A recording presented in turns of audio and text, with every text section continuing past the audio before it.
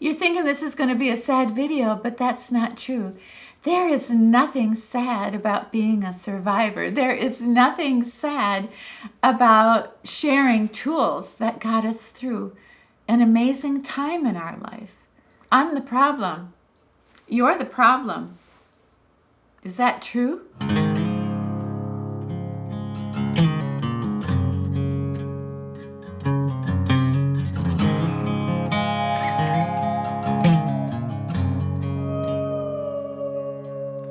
Soul searching, fall apart, tunnel vision, hiding in the dark. Well, I ain't gonna holler before I really bleed. Salvation or quick fix remedy. You said I never could change. I thought I never could change. They said I never could change. Damn right, never would. Leave the light on.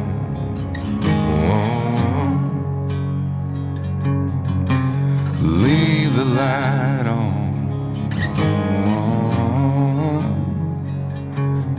Just leave the light on. Yeah, leave the light on. I tell you how happy I am that you came back to see me and Desi. Hey everybody, did you have a good week? I had a pretty good week. And you know, somebody asked me, what's the #1 song in the country right now? What's the #1 album and the #1 song? And I didn't have a clue. So I looked it up. And it's a song called I'm the Problem by Morgan Wallen. And it's about a man who drinks, and he comes to the conclusion that perhaps he's not the problem. His wife's the problem. She's why he drinks. And I want to talk about this today. You might say, well, what has that got to do with women in our age group? It has everything to do with women in our age group. The #1 person that we spend the majority of our time with after 65 years old is who? Yeah, ourselves. So for us to have a happy life, it really helps to sort things out. I was married to 2 different men who drank and who drank every day. And even though the relationships were very different, there was a commonality to surviving in a marriage with a man who drinks. Because when we get older and we look back on our life that we spent with a man who drank, the #1 thing we feel is guilt. We feel guilty. Maybe if we'd loved him more, maybe if we'd cooked him better dinners, maybe if we'd just been more affectionate, maybe if we'd gotten him to a rehab center. All these things that we play through in our mind that make us feel that maybe he died young, or maybe he divorced us, or whatever. Maybe it didn't have to be that way. Maybe it is my fault. Maybe I was the problem. Knowing that we feel that way, and statistics really bear this out. So when I heard that song, you know, hey, if I'm so awful, you know, why are you with me? Maybe you're the problem. That gave me such a chill, because that is the cross we bear, that we feel guilty, that somehow the drinking was our fault, that if we just would have been more nurturing, maybe things would have been different. But the reality is, we didn't make our husband or our partner drink. That was on them. And we need to sort that out. But we also need to sort out the damage that was done to us for all those years. I remember on my birthday, there was never a time where my husband could be actually sober enough or together enough to throw a birthday party for me.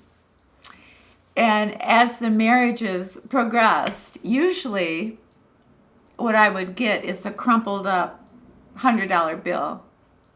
And he'd put it in my hand and say, "Happy birthday, honey. Buy yourself something pretty."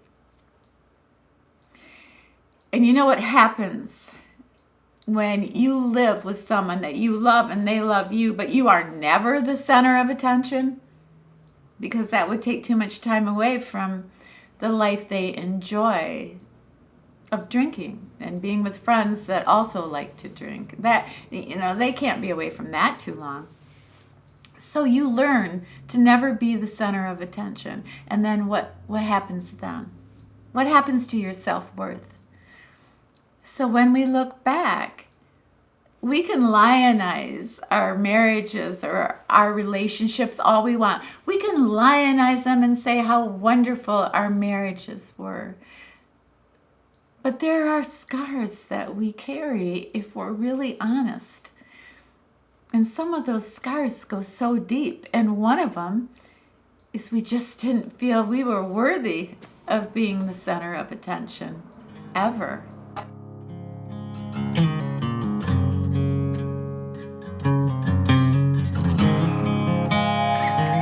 Christmas 2000, I was so excited. I, for the first time, was going to have both of my sons in my home on Christmas Eve for a beautiful dinner. And there's my husband, and he was excited for me. He was so excited for me that he started drinking the day before. So by the time I served Christmas Eve dinner, he was too drunk to sit at the table. It was still a glorious night, but he was missing. And that's the second thing I wanted to talk about, is when you're married to a man that drinks, you don't know half the time where he is. He's gone, baby, gone. He is not there. And when you need him the most, he's not there. He can't be. He can't control it. And if he does show up, he's so impaired that you just pray he doesn't insult anyone, or that he doesn't cause a scene, or that he just wanders away without explanation. That's what my marriage was like. I loved him, and I knew he loved me.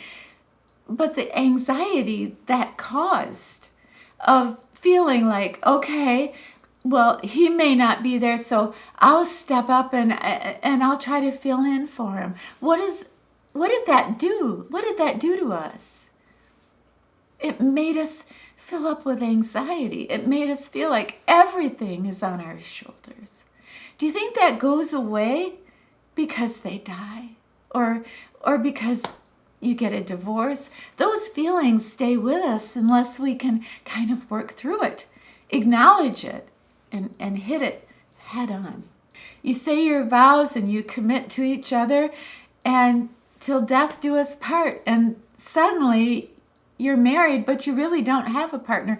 Everything is on us, and that doesn't go away. I still will have those feelings to this day of, I'm on my own. I've got to carry the weight of everything. The thing about that now is I'm free, and I know what to expect. And there's never a Christmas Eve where I'm waiting on my husband to walk through that door sober. I'm free.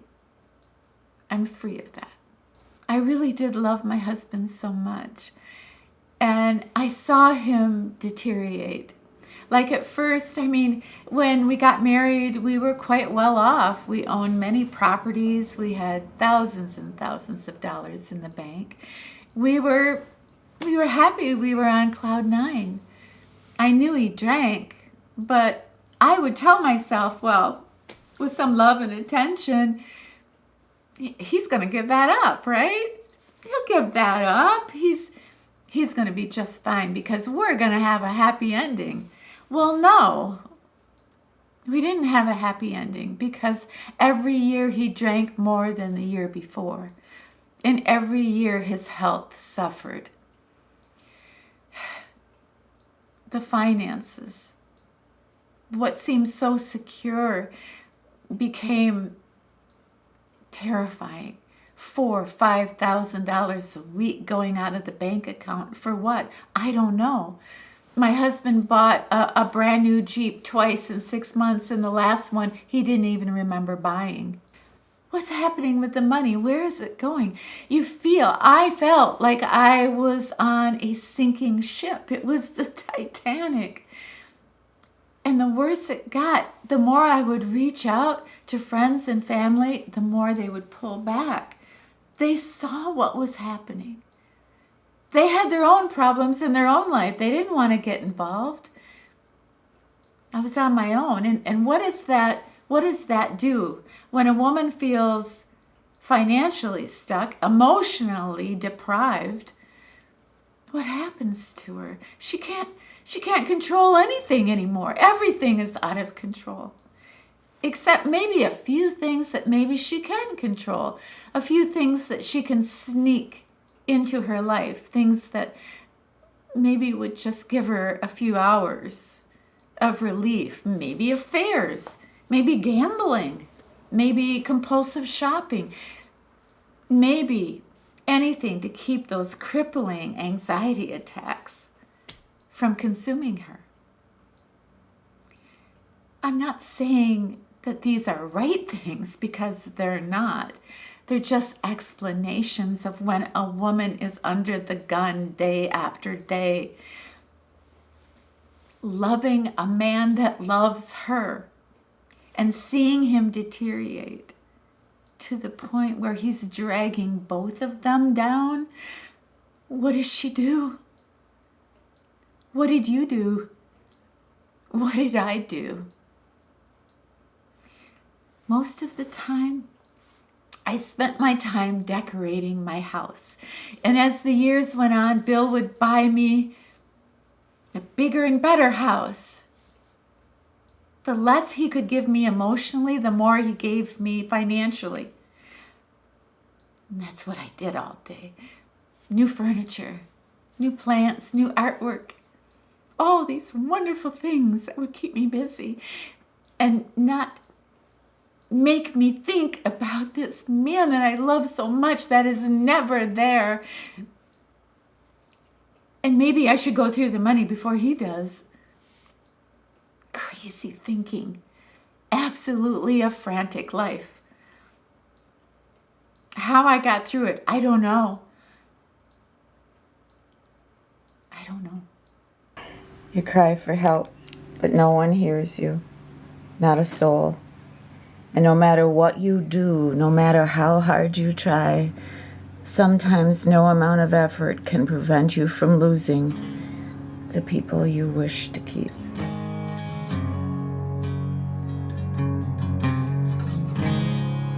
When we spend time with someone, it's because we like them. And when we spend time with someone we like, we have a good time. So after 65, when we're spending the majority of our time with ourselves, we better like ourselves. And that's the whole reason I'm doing this video. So when I heard that lyric in that song, Maybe You're the Problem, I thought, that is the one thing that got me through a life interrupted. That is the one thing that I told myself that helped me more than anything. And it wasn't that I was the problem. It was when I told myself I was not the problem. And I think that's why that song upset me so much. That song made me burst out crying. That song gave me a chill. Because that line, maybe you're the problem, babe, that reminded me of like what an abuser says to his wife. Like, why do you make me hit you? That's so wrong on so many different levels. And I had this amazing visceral reaction to it. Like, that's the #1 song in the country. And I tell you, the ladies here, all of us here, we could definitely tell some stories about how we are not the problem and we were not the problem. All we did was fall in love with someone Most of the time, that was witty and charming and smart. And he swept us off our feet. And in the beginning, everything was fine. Yeah, he drank. But so what? Everybody drinks. We're 25. We had no idea what the future held for us. All we did was love him. So no. In these years that I have living in this home with my little dog and trying to be a good friend and a good grandmother and a good mom and a good friend to all of you,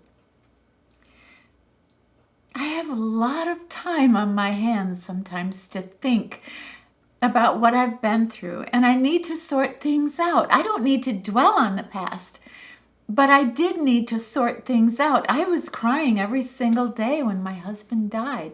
Both of my husband, they died terrible deaths. One died at 69 and Bill died at 71. They didn't make it a long time in this world because they drank and they were not healthy.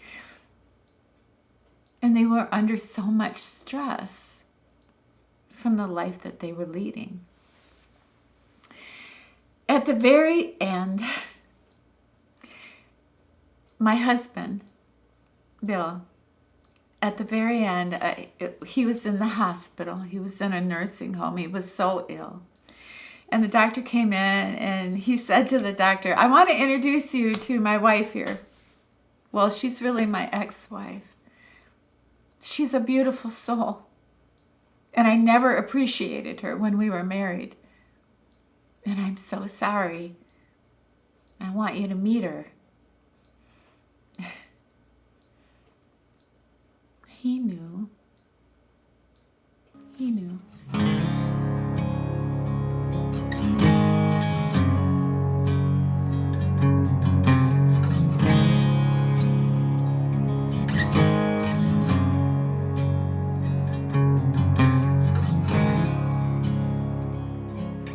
Blame the movies, television shows, and music for making young girls believe that bad boys are ideal. The things they take, the hearts they break, the compliments and love and all the things they fake. One thing I love so much is how much you seem to love Hal. And you know, my friend Hal was best friends with both my husbands, and he never tries to sugarcoat it. He always says, yes, the group were, they were men suffering from alcoholism, and we drank too much, and it caused a lot of problems. And so he allows me to see the past, not just through my eyes, but through his eyes too, and that helps me so much. It helps me understand so many things that, I've struggled with. It was 2011, so it was about 14 years ago. I was in the bathroom and I heard a knock at the door, and it was the sheriff with divorce papers. And he was gone. My husband was gone. And that's just the way it was. And with those years that have gone by, I dated 3 men in the last 14 years. And all 3 of them were drinkers. In fact, I wouldn't go out with anybody who didn't drink. Now, why would I do that? Why in the world would I only go out with men who drank?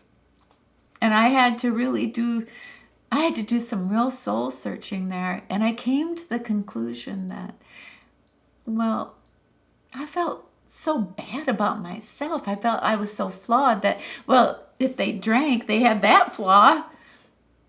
So maybe it would even the playing field.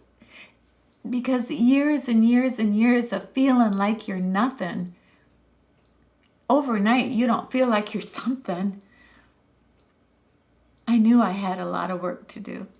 I'm happy now. And I didn't end up with any of those men. The first one was just nuts. The second one was a mean drunk. And the third one I really loved. But when he would drive drunk and when he would deny that he was drunk, I knew I wasn't going to go down that road again. I wasn't ever going to feel like I was the problem ever again.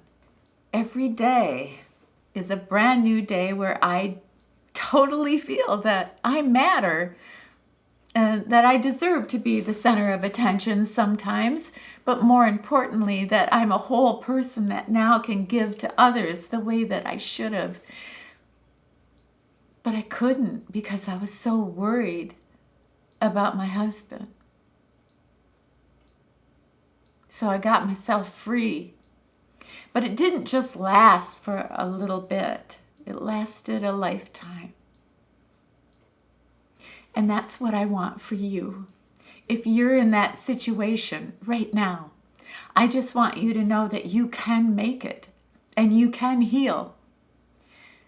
But the next time you hear a song on the radio where a man is saying, hey, you're the problem, please know in your heart, you're not. Leave the light on. How old are you? 21. Are you having a good time? Hell yeah.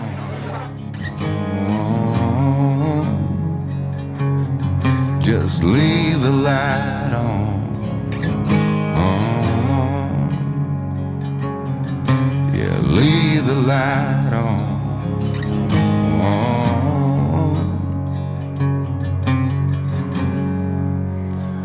If I'll ever change. Sorry, I can't do that tonight, sir. Oh my goodness. Are you having a good time? Oh, yeah. Did you have a drink? I had one beer, yeah. One beer? Been dreaming of Nashville. Hey everybody, thank you so much for hanging out with us today. This was a hard video to do, but a very rewarding one, and I hope you got something out of it. Down below, let me know if you did. Please have yourself a very happy, fun, brand new week. And when you're done with your week, come back and see me and Desi, all right? All right, it's a deal. Looky here.